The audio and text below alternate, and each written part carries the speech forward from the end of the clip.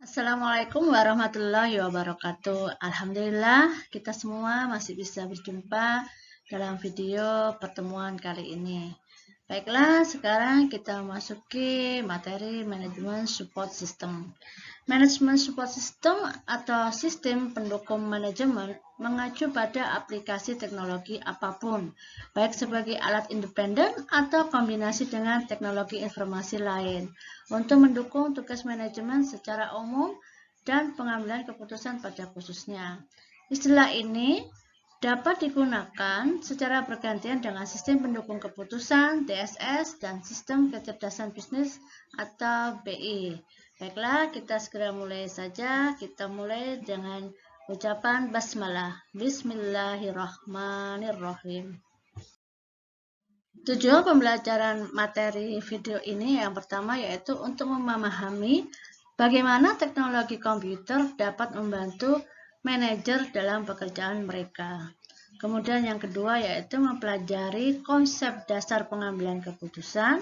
Kemudian yang ketiga, mempelajari konsep dasar sistem pendukung keputusan. Dan yang keempat yaitu mengenali berbagai jenis sistem pendukung keputusan yang digunakan dalam prakteknya. Kemudian yang kelima, mengenali ketika sistem pendukung keputusan tertentu dapat diterapkan untuk jenis masalah tertentu. Dan yang terakhir yaitu memahami bagaimana World Wide Web atau Internet telah mempengaruhi sistem pendukung keputusan. Seorang manajer dalam sebuah perusahaan itu ternyata tugasnya atau pekerjaannya dapat berbeda-beda. Berdasarkan studi klasik Mintzberg, yaitu pada tahun 1980 tentang manajemen puncak, dan beberapa penelitian yang direplikasi menunjukkan bahwa manajer melakukan 10 peran utama yang dapat diklasifikasikan ke dalam 3 kategori utama. Kategori yang pertama yaitu interpersonal, kemudian yang pertama adalah interpersonal, kemudian yang kedua adalah informasi, yang ketiga adalah decisional.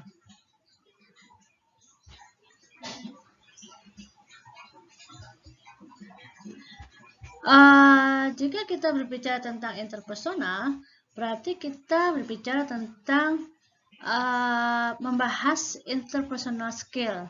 Apa itu interpersonal skill? Interpersonal skill adalah keahlian yang dimiliki oleh seseorang individu untuk berrelasi dan berinteraksi dengan sesama. Hal ini berlaku baik untuk masyarakat maupun individu. Pada interpersonal role terbagi lagi menjadi 3 peran, yaitu figurehead, leader, dan liaison. Figurehead di sini memiliki arti sebagai simbol pimpinan, yang mana memiliki kewajiban melakukan sejumlah tugas rutin yang bersifat legal maupun dalam hubungan sosial di sekitarnya. Sedangkan leader interpersonal bertanggung jawab atas motivasi dan aktivitas yang dilakukan bawahannya, serta bertanggung jawab atas kepegawaian, pelatihan, dan tugas terkait. Untuk peran liaison memiliki arti menjaga jaringan kontak luar atau semacam CRM, yaitu Customer Relationship Management, serta memelihara hubungan baik dengan informan yang memberikan bantuan dan informasi. Pada informational role terbagi lagi menjadi 3 peran, yaitu monitor, disseminator, dan spokesperson. Monitor tugasnya yaitu mencari dan menerima berbagai macam informasi khusus. Kebanyakan ini adalah informasi terkini untuk membangun pemahaman secara menyeluruh tentang organisasi dan lingkungan. Muncul sebagai pusat saraf informasi internal dan eksternal organisasi. Untuk disseminator, bertanggung jawab mengirimkan informasi yang diterima dari pihak luar atau dari bawahan kepada anggota organisasi yang lain. Beberapa informasi faktual, termasuk diantaranya interpretasi dan integrasi. Sedangkan spokesperson bertugas untuk mengirimkan informasi kepada pihak luar organisasi tentang rencana, kebijakan, tindakan, hasil organisasi, dan sebagainya. Disajikan sebagai ahlinya di industri organisasi. Pada decisional role terbagi lagi menjadi 4 peran, yaitu entrepreneur, disturbance handler, resource allocator, dan negotiator. Entrepreneur bertugas mencari peluang organisasi dan dari lingkungannya, serta memulai perbaikan proyek untuk membawa perubahan, mengawasi desain proyek tertentu. Disturbance handler untuk bertanggung jawab atas tindakan korektif ketika organisasi menghadapi hal-hal penting dan gangguan yang tidak terduga. Resource allocator memiliki peran untuk bertanggung jawab atas alokasi segala jenis sumber daya organisasi yang dibutuhkan, yang memiliki dampak dalam pembuatan maupun persetujuan semua keputusan organisasi yang signifikan. Kemudian yang terakhir yaitu negosiator. Negosiator itu bertanggung jawab untuk mewakili organisasi dalam negosiasi hal yang sangat penting. Untuk menjalankan peran ini, manajer membutuhkan informasi yang disampaikan secara efisien dan saat yang tepat melalui gadget yang dimiliki, bisa berupa laptop, personal computer, PDA, personal digital assistant, ataupun melalui smartphone-nya. Selain membutuhkan informasi yang diperlukan untuk menjalankan peran mereka dengan lebih baik, manajer menggunakan komputer atau laptop secara langsung untuk mendukung dan meningkatkan pengambilan keputusan, yang mana merupakan tugas utama dari seorang manajer. Managerial Decision Making and Information System. Di sini kita membagi bahasanya yang pertama apa itu manajemen dan apa itu productivity. Manajemen adalah proses di mana tujuan organisasi dicapai dengan menggunakan sumber daya. Sumber daya dianggap sebagai masukan dan pencapaian tujuan dipandang sebagai keluaran dari sebuah proses. Tingkat keberhasilan organisasi dan pekerjaan manajer sering diukur dengan rasio keluaran terhadap masukan. Rasio ini merupakan indikasi dari produktivitas organisasi. Produktivitas adalah perhatian utama bagi organisasi manapun, karena produktivitas menentukan kesejahteraan organisasi dan anggotanya. Produktivitas juga merupakan hal yang sangat penting di tingkat nasional. Produktivitas nasional adalah agregat atau penjumlahan dari produktivitas semua orang dan organisasi di negara tersebut, dan itu menentukan standar kehidupan negara, tingkat pekerjaan, dan ketahanan ekonomi. Tingkat produktivitas atau keberhasilan manajemen tergantung pada kinerja fungsi manajerial seperti perencanaan, pengorganisasian, pengarahan, dan pengendalian. Selain itu, adanya sebuah website meningkatkan produktivitas dengan menyediakan antara lain data, pemindaian lingkungan, dan portal yang mengarah pada keputusan yang lebih baik, dan dengan demikian meningkatkan produktivitas. Untuk menjalankan fungsinya, manajer terlibat dalam proses pengambilan keputusan yang berkelanjutan. Manajemen dianggap sebagai salah satu seni ya, sebagai bentuk seni, karena sebenarnya manajemen itu juga melibatkan berbagai gaya individu manajer tersebut, yang biasanya dapat digunakan dalam pendekatan dan berhasil memecahkan jenis masalah manajerial yang sama. Gaya-gaya ini seringkali didasarkan pada kreativitas, penilaian, intuisi, dan pengalaman daripada metode kuantitatif sistematis yang didasarkan hanya pada pendekatan ilmiah. Jadi maksudnya keputusan manajemen itu selain kita menggunakan metode secara ilmiah, sistematis, tapi sebetulnya pengalaman pribadi manajer itu juga dibutuhkan. Biasanya semakin berpengalaman, biasanya semakin lebih berhasil mudah memecahkan sebuah masalah. Pengambilan keputusan hari ini itu lebih rumit, lebih sulit membuat keputusan karena beberapa alasan. Faktor-faktor apa saja yang mengaruhi itu dapat dilihat di gambar sebelah kanan ya. Ini. Pertama yaitu jumlah alternatif yang tersedia jauh lebih besar dari sebelumnya karena peningkatan teknologi dan sistem komunikasi, khususnya web, internet, dan mesin pencarinya. Dengan semakin banyaknya data dan informasi yang tersedia, lebih banyak alternatif yang dapat diidentifikasi dan dieksplorasi. Terlepas dari kecepatan di mana data dan informasi dapat diakses, alternatif pengambilan keputusan harus dianalisis. Ini yang membutuhkan waktu dan pikiran. Meskipun memiliki informasi yang lebih banyak dan lebih baik dari sebelumnya, tapi tekanan waktu mencegah pengambil keputusan untuk mengumpulkan semua yang mereka butuhkan dan dari membagikannya. Faktor kedua yaitu Biaya membuat kesalahan bisa jadi besar karena kompleksitas dan besarnya operasi otomatisasi dan reaksi berantai yang dapat menyebabkan kesalahan di banyak bagian organisasi. Ketiga yaitu adanya perubahan terus-menerus dalam lingkungan yang berfluktuasi dan banyak lagi ketidakpastian di beberapa elemen yang berdampak pada pengambilan keputusan. Akhirnya, keputusan harus dibuat dengan cepat untuk menanggapi pasar. Kemajuan teknologi, terutama web, telah terjadi secara dramatis meningkatkan kecepatan kita memperoleh informasi dan kecepatan yang diharapkan dapat membantu mengambil keputusan. Adanya suatu harapan di mana kita bisa langsung merespon terhadap adanya perubahan lingkungan. Decision support system yang secara computerized itu dibutuhkan untuk beberapa alasan. Alasan pertama yaitu speedy computation. Maksudnya di sini adalah komputer memungkinkan pembuat keputusan melakukan banyak perhitungan dengan cepat dan dengan biaya rendah. Keputusan yang tepat waktu sangat penting untuk banyak situasi, mulai dari dokter di ruang gawat darurat hingga pelaku saham di bursa saham. Kemudian yang kedua yaitu improved communication. Antar staf bahkan antar departemen dapat berkolaborasi dan berkomunikasi menggunakan teknologi informasi berbasis web. Bahkan kolaborasi sangat penting saat proses supply chain, di mana pelanggan sampai ke vendor bisa berbagi informasi yang cukup penting untuk kedua belah pihak. Kemudian yang ketiga yaitu increased productivity, yaitu mengumpulkan sekelompok decision maker terutama para ahli, menimbulkan cost atau biaya yang cukup besar. Dengan dukungan terkomputerisasi, dapat mengurangi ukuran grup dan mengaktifkan anggotanya berada di lokasi yang berbeda, karena hal ini bisa menghemat biaya perjalanan. Selain itu, produktivitas staf atau seperti analis keuangan dan urusan legal dapat ditingkatkan. Produktivitas juga dapat ditingkatkan dengan menggunakan teknik optimasi yang dapat menentukan metode terbaik menjalankan bisnis. Selanjutnya yaitu technical support. Banyak keputusan yang melibatkan komputasi yang kompleks.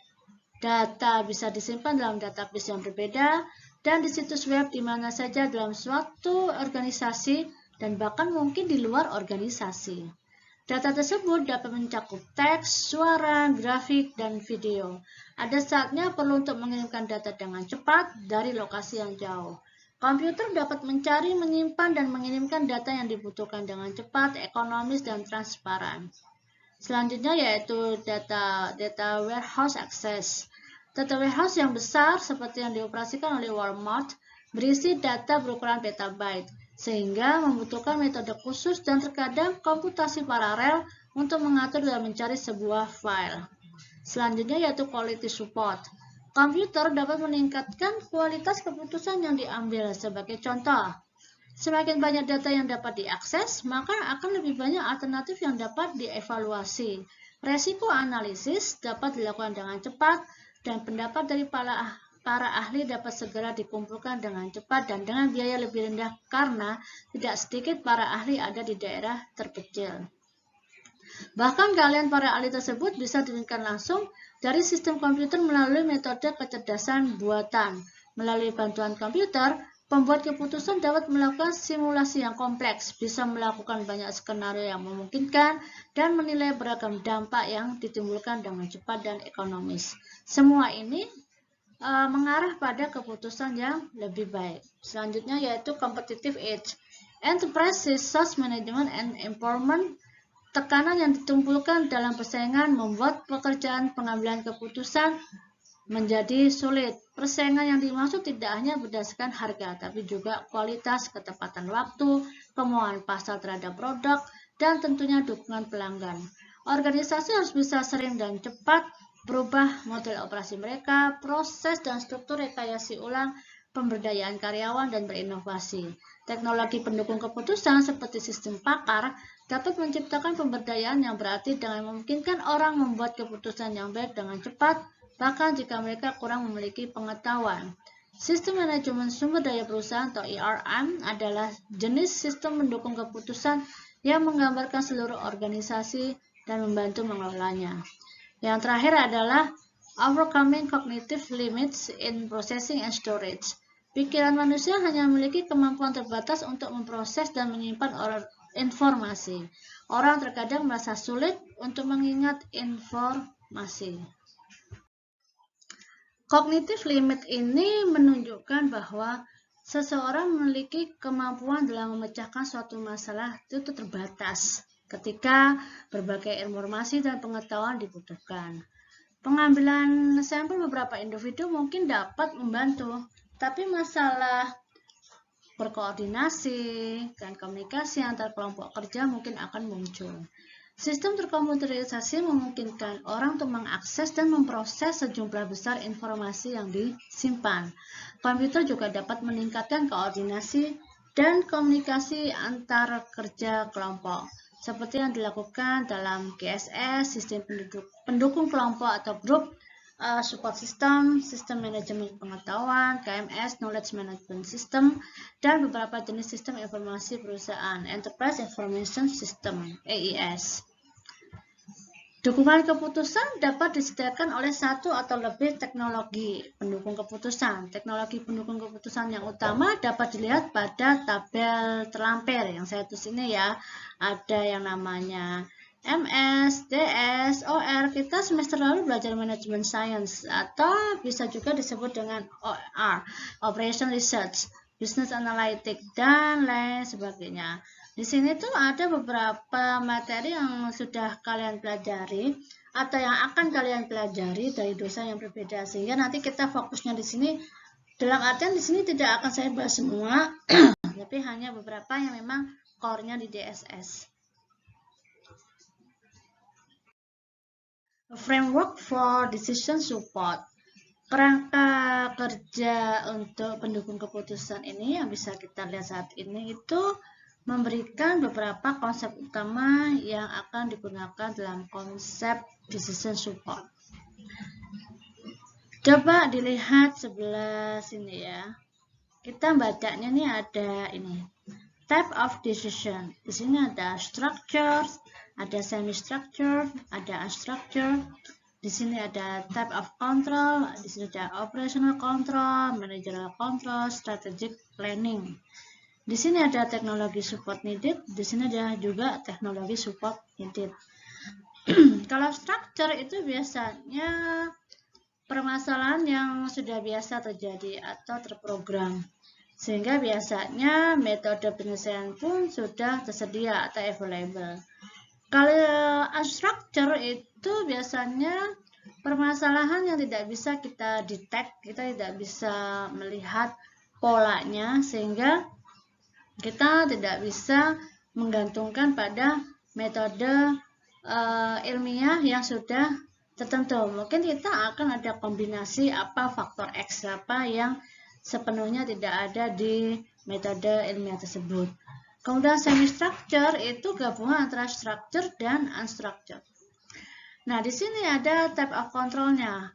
Kalau tipe keputusannya structure dan dia tipe kontrolnya adalah operational control, biasanya itu untuk account receivable, account payable, order entry, itu biasanya cukup menggunakan manajemen information system atau manajemen sense, models, dan transaction.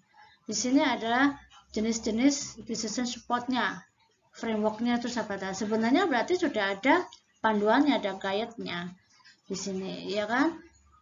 Ini bisa kita pakai. Begitu juga dengan operational control yang di bawahnya sini, manajemen information system, manajemen science. Keputusan terstruktur dan beberapa semi terstruktur, terutama untuk operational control dan managerial control, telah didukung oleh komputer sejak tahun 1960-an.